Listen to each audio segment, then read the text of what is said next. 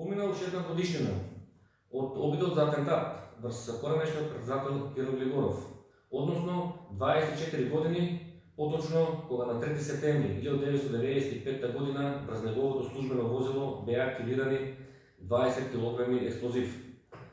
Вообичаено години наназад Министерството за внатрешни работи по повод годишнината од обидот за атентат врз Глигоров излегува со веќе познатите флоскули дека се работи на атентатот и дека истрагата во рамките на МВР е отворена. Ова е една подмукла лага од страна на МВР. Денеска на конкретен начин сакам да ја покажам на јавноста дека МВР со години ја лаже јавноста, а се до смртта на Глигоров го лажеше и него дека се работи на атентатот.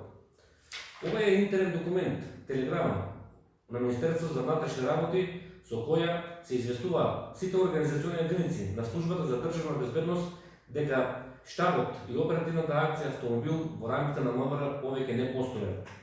Ова значи дека повеќе во МВР не се работи систематски и организирано на откривање на атентаторите кои што пред 24 години сакаа да ја дестабилизираат државата. Да појаснам дека при секоја позначајна работа, односно поточно за секој настан од значајна за работа на службата за државна безбедност се заведува соодветна оперативна акција. Во тоа време за обидот за атентат се заведе оперативната акција со кодно име автомобил и притоа се формира оперативен штаб во рамките на МВР. Меѓутоа, како што гледаме од овој документ на МВР, таму повеќе штабот не постои и оперативната акција автомобил е укината.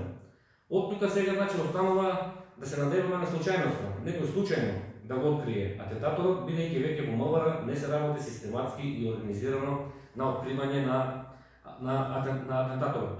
Затоа го повикувам Министерството за внатрешни работи да престане да ја замајува македонската јавност дека во МВР постои истрага и се уште е отворен случајот со обидот за атентат врз Киро Глигоров. Исто така МВР должи одговор на прашањето кој и зошто го укина штабот и ја укина оперативната акција автомобил.